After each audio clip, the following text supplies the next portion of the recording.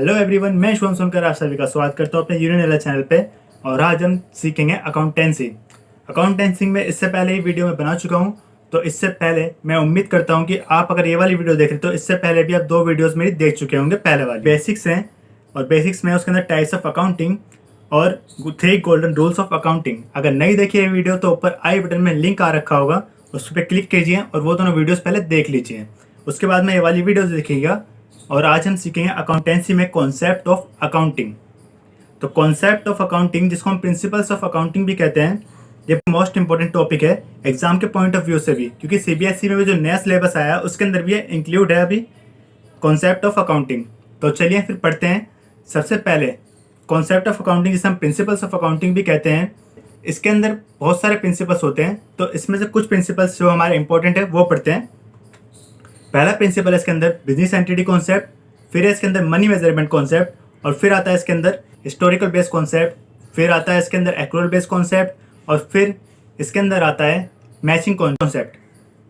तो आज हम एक एक करके सारे टॉपिक पढ़ेंगे। तो सबसे पहले आज के अंदर फर्स्ट पार्ट में हम पढ़ेंगे बिजनेस एंटिटी कॉन्सेप्ट। तो बिजनेस एंटिटी कॉन्सेप्ट हमारा क्या कहता है? It states that the transactions between business and businessman should be separated from each other. मतलब बिजनेस और बिजनेसमैन की जो ट्रांजेक्शन्स होंगी उनको अलग अलग रखना है। हमको बिजनेस और बिजनेसमैन दोनों को एक साथ नहीं रखना है, दोनों को अलग अलग रखना है। उनकी ट्रांजेक्शन्स भी हमको मिक्सअप नहीं करनी है। क्यों नहीं करनी है मिक्सअप? भाई दोनों बिजनेस है, वो तो बिजनेस में काम कर रहे हैं तो कर सकते हैं ना हम। आपके मन में सवाल आ रहा होगा, तो हमको क्यों नहीं करनी है मिक्सअप? हमको इसलिए मिक्सअप नहीं करनी है, मान लीजिए कि बिजनेसमैन ने अपने घर का कोई काम है, कोई पर्सनल काम के लिए उसने पैसे निकाले, पैसे करे कुछ भी, उसने अपने अपने पर्सनल काम में करे उसने, चलिए मान लीजिए, ठीक है। तो फिर उसकी ट्रांजेक्शन अगर वो बिजनेस की बुक्स में करता है तो बाद में वो मिक्सअप हो जाएगी। वो बिजनेस की ट्रांजेक्शन भी उसके अंदर करेगा, अपने घर की भी उसके अंदर करेगा, तो दोनों आपस में मिक्सअप हो जाएगी। तो इस चीज़ से बचने के लिए हमको दोनों को अलग अलग रखना पड़ता है। यही हमारा एक कॉन्सेप्ट कहता है। तो दोनों की ट्रांजेक्शन हम अलग कर लीजिए। अब इसको समझने के लिए एक एग्जांपल ले लेते हैं। जैसे एक सोहन है और उसने सोहन एंटरप्राइजेस खोला है। तो सोहन जो ट्रांजेक्शन्स करेगा वो सोहन के अपने पॉइंट ऑफ व्यू से नहीं करेगा बिजनेस में, वो बिजनेस के पॉइंट ऑफ व्यू से करेगा। तो इसके अंदर एग्जांपल है कि Sohan commenced a business with ₹50,000।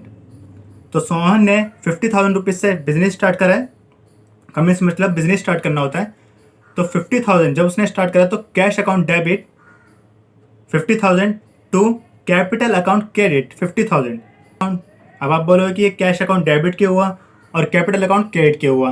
तो कैश अकाउंट डेबिट इसलिए हुआ क्योंकि इससे पहले वाली मैं वीडियो में बता चुका हूँ, जब हमने रियल अकाउंट्स पढ़े थे तो उसके अंदर हमने 3 गोल्डन रूल्स में पढ़ा था कि जब रियल अकाउंट में कोई भी चीज़ आती है तो उसको हम डेबिट करते हैं। तो कैश हमारा आया है। अब आप बोलेंगे कि हमारे पास तो कैश आया नहीं, सोहन ने तो कैश दिया है।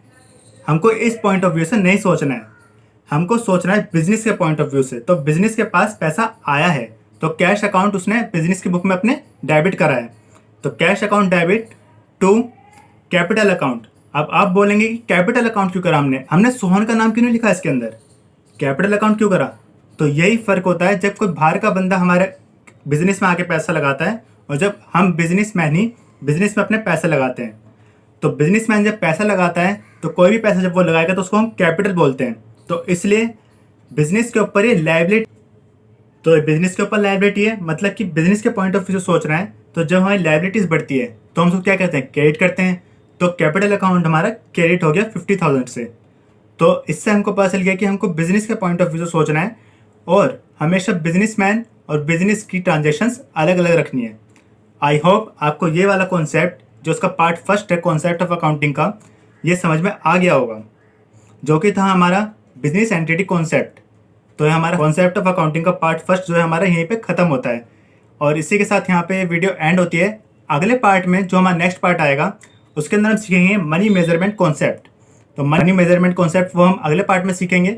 और आज हमने सीखा है business entity concept. So thank you for watching my video.